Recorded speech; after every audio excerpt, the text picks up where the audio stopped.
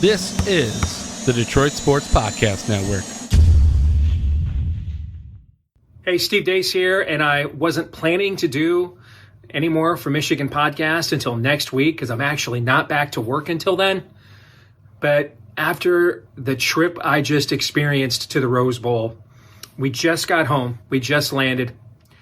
Literally, the first thing I'm doing here is heading down to the man cave to cut this video and just share with all y'all what it was like being there, the experience.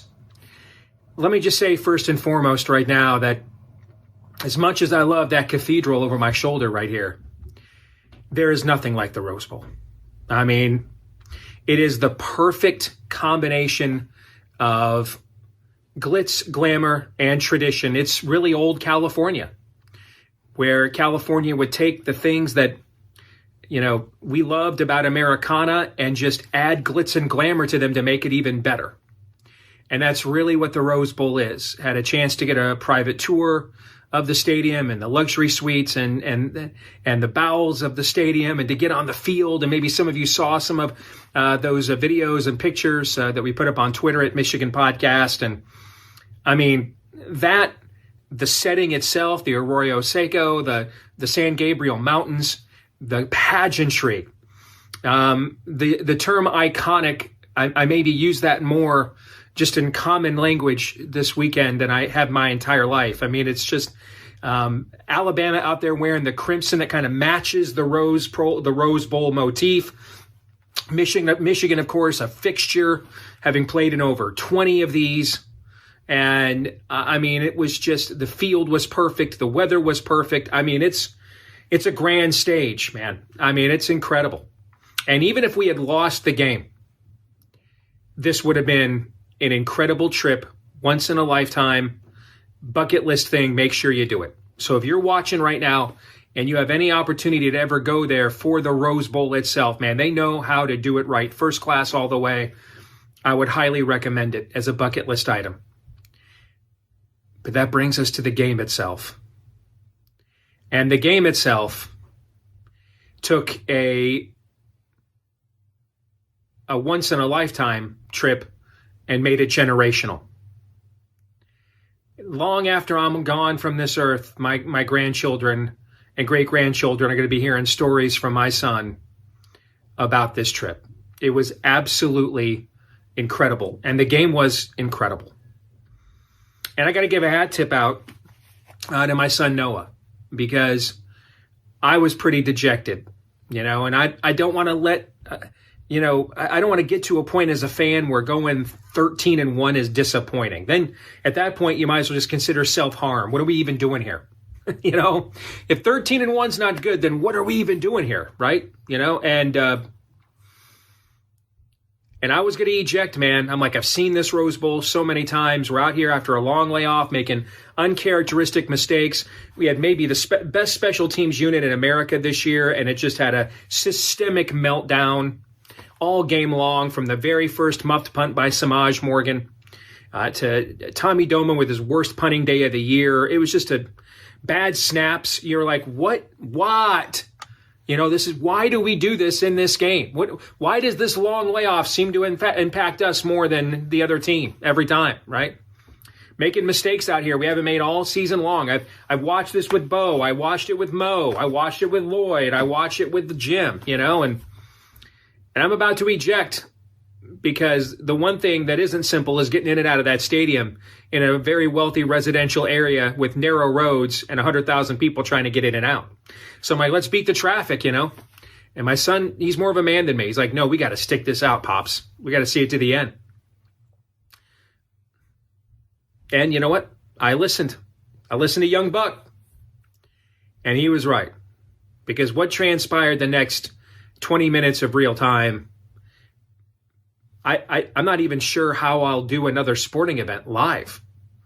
How could anything top what I just experienced, what I just lived through? How could you possibly top that? I mean, the exhilaration of that final drive, we're sitting not very far from where Michigan goes for it on 4th and 2 from their own 31. And this is the game right here. And a brilliant play call and design by Sharon Moore and Jim Harbaugh Blake Corum wide open in the flat. And then kind of the legend of J.J. McCarthy is born after that. The running play, and I was sitting in the stands screaming. No one, of course, in the sidelines can hear me, but run the quarterback all game long. I was screaming it. They finally do it again. J.J. gets a big play. J.J. throws a ball so hard that even through a deflection, it gets into the secondary for a terrific catch by Roman Wilson, who had just committed a terrible block in the back a couple of plays earlier, and then connects for the touchdown there. And Michigan, and we all hold our breaths, Michigan makes the extra point, and now the defense has to make another stop, and it does. And then we just wait for Alabama to punt, and I am literally sitting just a few yards from where Jake Thaw, for reasons only Allah knows, decides to try and catch a punt cold off the bench at the 5. And I mean, it was just like, we're going to Colorado 94 this. We're going to Michigan State. Trouble with the snap. We're going to do this again right here on the granddaddy of them all, the biggest stage of them all. Thankfully, that young man, though, rectified his mistake. And you don't really know how much bigger those Alabama players were than walk-on Jake Thaw, unless you were sitting right there like we were. That young man, he paid for that muff. That's probably why he wasn't getting yelled at. We went to the sidelines. He paid a harsh. His body is probably still recovering from the penalty that he paid from the Alabama special teams for muffing that punt. And then credit to him for jumping on it and correcting his mistake. And we get to overtime. And then the iconic run, there's that word again, from Blake Corum. By the way, you know that all of Blake's touchdown runs that have been of more than 5 yards have all been in Michigan's biggest wins at Penn State, Ohio State, and in this Rose Bowl. Rumbling, bumbling, stumbling. And by the way, go back and watch that play. 2 guys make the blocks that spring Blake on that play. One, he's been doing it all year. Max Bredesen is a dude. Okay, Max Bredesen is a guy, if you're in a dark alley, man, and you're cornered, call Max Bredesen, okay? But the other guy, did you see who it was? Carson Barnhart, a man who has had his troubles at tackle down the stretch, and when you struggle at tackle, you're out there on an island, the whole stadium sees. He's the guy that gets out as the guard to the second level and springs Blake now so that he can now Earl Campbell his way into the end zone for the winning touchdown in the Rose Bowl.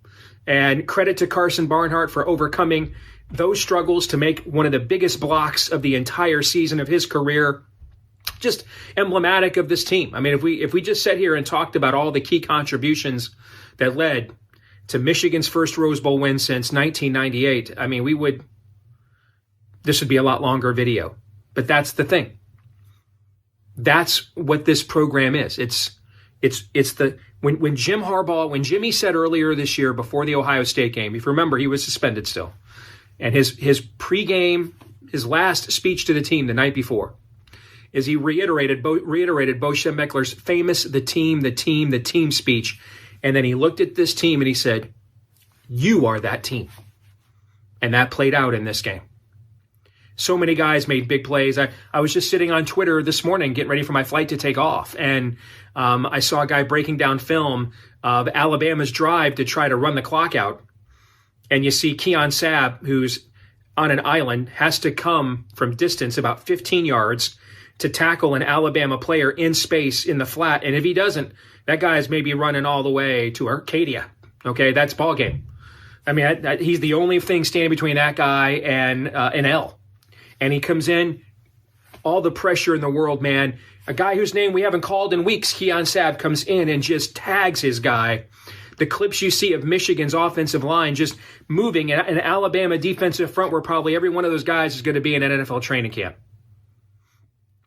Josiah Stewart from Coastal Carolina on the pivotal play that won the game in overtime, just completely destroying some 5-star prospect on the Alabama offensive line.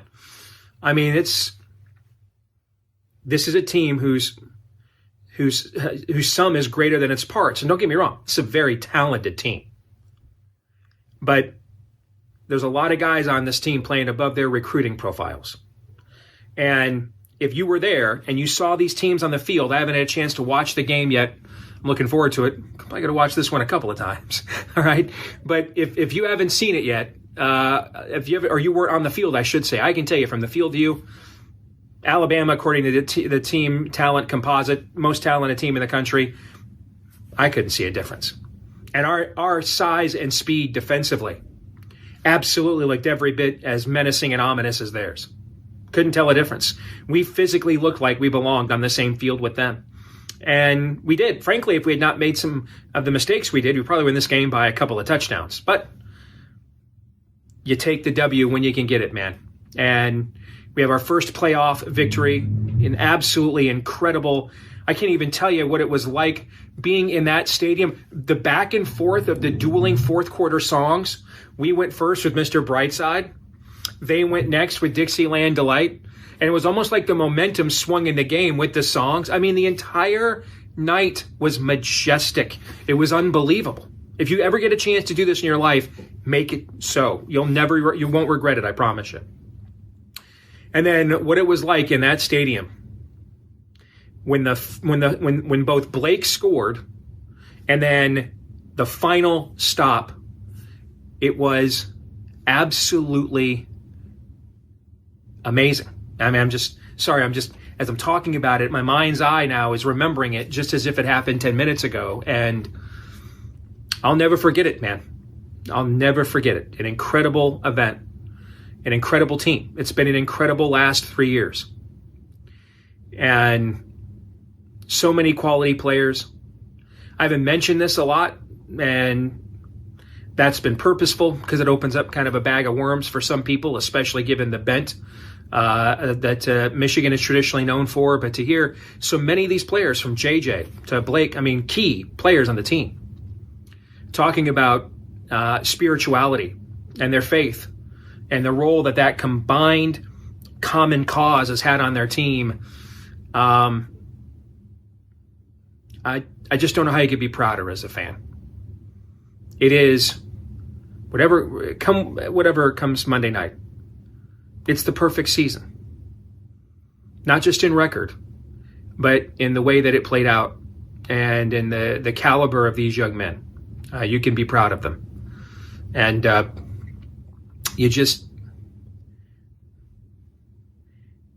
it was amazing. I'm not even sure I get paid to talk for a living. I don't know that I can do adequate justice for what it was like inside of that stadium. Hopefully some of the pictures and videos we took and shared in real time on our Twitter account at Michigan Podcast can do it justice for you.